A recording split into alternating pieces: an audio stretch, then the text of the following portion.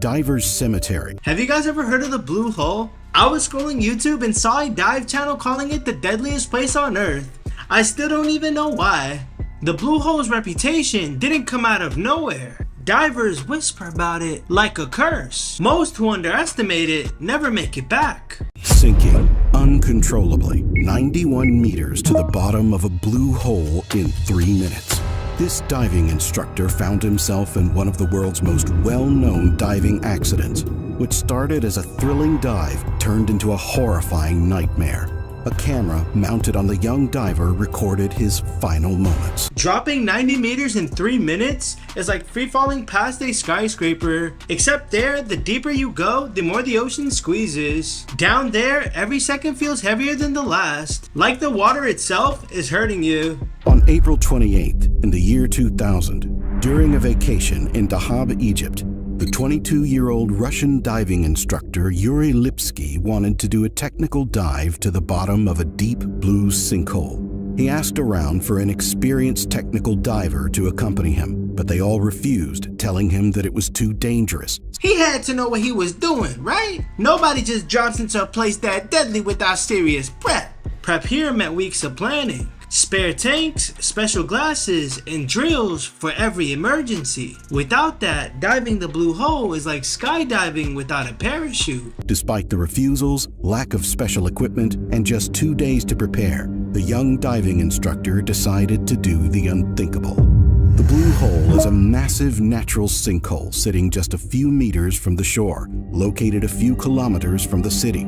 Its underwater structure reaches depths as far as 130 meters, more than 400 feet, with the bottom sloping at an angle, gradually leading to the edge of a cliff, before plunging steeply to the depths of over 1,000 meters or 3,300 feet. I'm pretty sure that's the crazy part. Normally you have to head miles out into the ocean just to hit 100 meters. But at the Blue Hole, you take a few strokes off the beach and you're already staring into a 400-foot drop. That's insane. Often referred to as the Diver's Cemetery, is reputed to have the most diver fatalities in the world, with estimates ranging between 130 and 200 fatalities in the last decade, making it one of the most dangerous diving locations on the planet. They don't call it cemetery for nothing. Divers go in chasing adventure, but too many never make it back up. Past a certain depth, divers feel euphoric from nitrogen narcosis. That false confidence turns lethal because they think they're safer than they are. One mistake and there's no way back.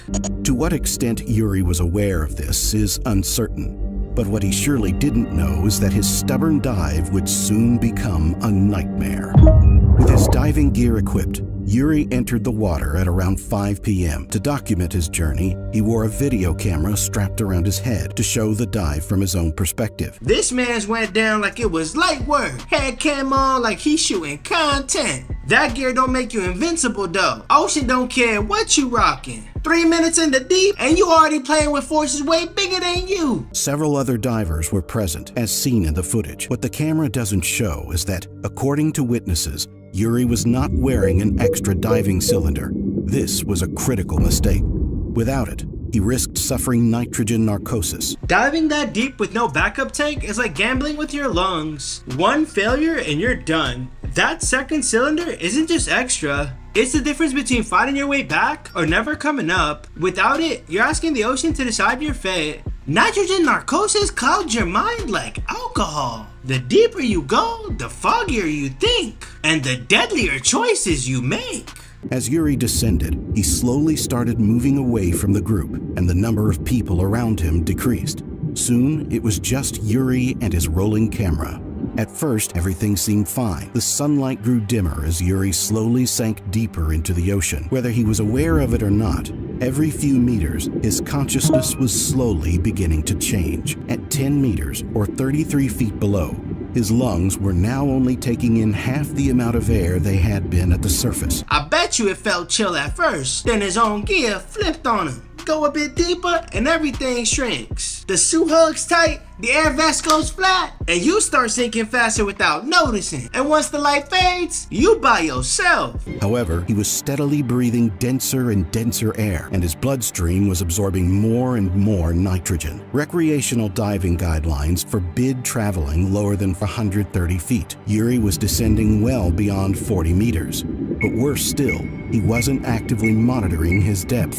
It's not just going deep, it's how fast your air disappears. Around 40 meters, you're breathing 5 times faster than at the surface. So a full tank shrinks quick, especially if you're filming instead of watching your gauges. Go up too fast and dissolve nitrogen flashes into bubbles in your blood and tissues, and that's what kills. Experts stop at set depths and switch gas mixes so the nitrogen can safely leave the body. Within seconds, Yuri started sinking uncontrollably. He desperately tried to slow his descent, but to no avail.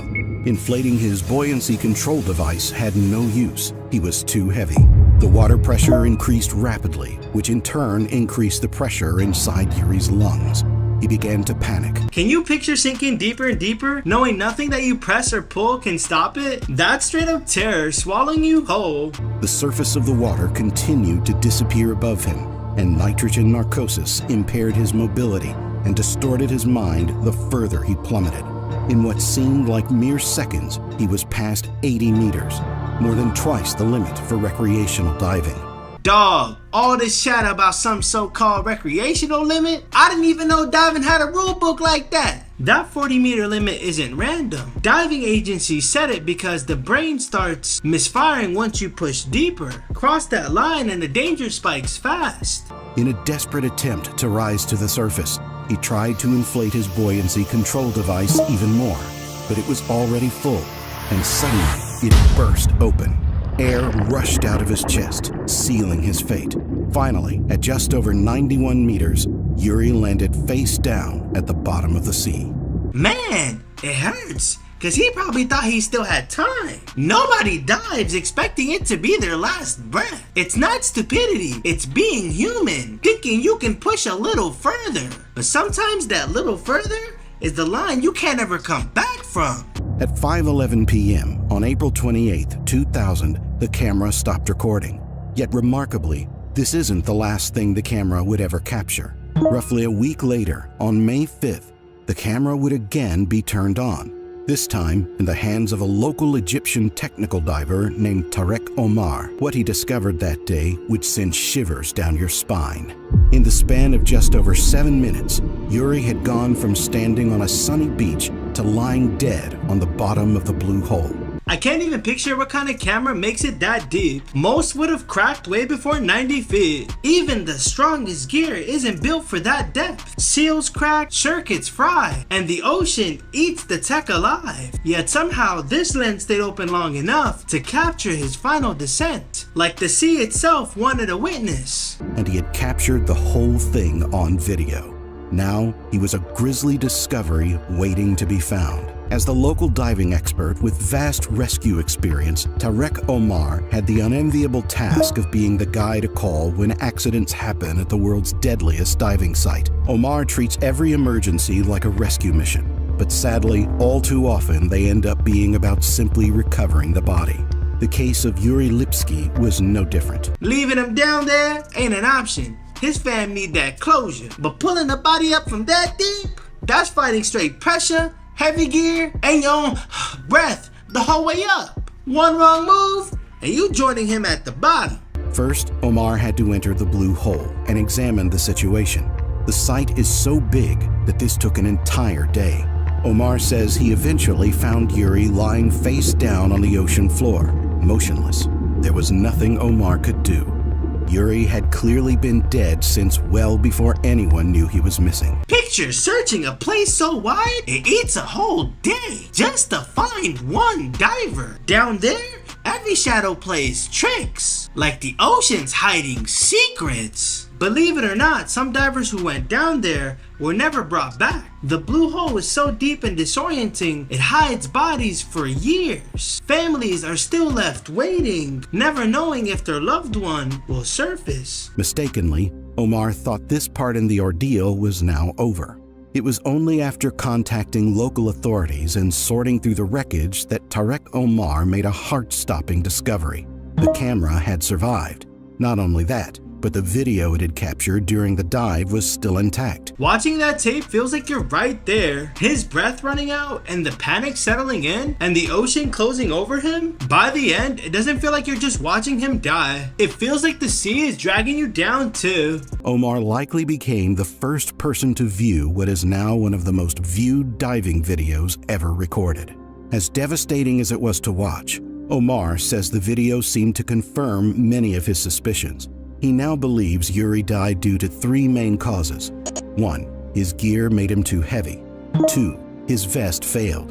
And 3. Most importantly, he clearly suffered from acute nitrogen narcosis. It wasn't just bad gear, bad luck. The ocean stacked every flaw against him. Down there, even tiny cracks become fatal. Once the problems stack, it's like drowning in slow motion. You try to fight one, but another one already knocks you back down. Out there, there's no reset button. Once the ocean got momentum, you're done. But even watching the video and having his worst fears confirmed wasn't the most difficult part for Omar. Yuri's mother was in Dahab. In fact, it was she who had originally contacted Omar, saying she hadn't heard from her son and was worried for his safety. Picture being that mother waiting on a call that never comes, only to learn your son's body is lying at the bottom of the sea. It's grief so sharp it doesn't let you breathe, because the ocean didn't just take him, it left her with nothing to hold on to. That kind of pain cuts deeper than any depth. Omar later said that if he had known about the footage on the video camera, he would have, in his words, flooded it. No mother should have to see her own son drowning on camera, but instead, Yuri's belongings were returned to his mother, including the camera with the harrowing footage on it. Yuri became, in a very dark sense, the most famous diver in the world, at least for that time. Every choice we make ripples past us. The risk you take alone could end up breaking the people who you love the most. A moment of recklessness can echo for a lifetime in someone else's grief. Out here, you don't get extra lives. One bad move and it's game over, man. That's the way nobody thinks about till it's too late. Today, the cliffside by the entrance to the Blue Hole is littered with tombstones and small memorials.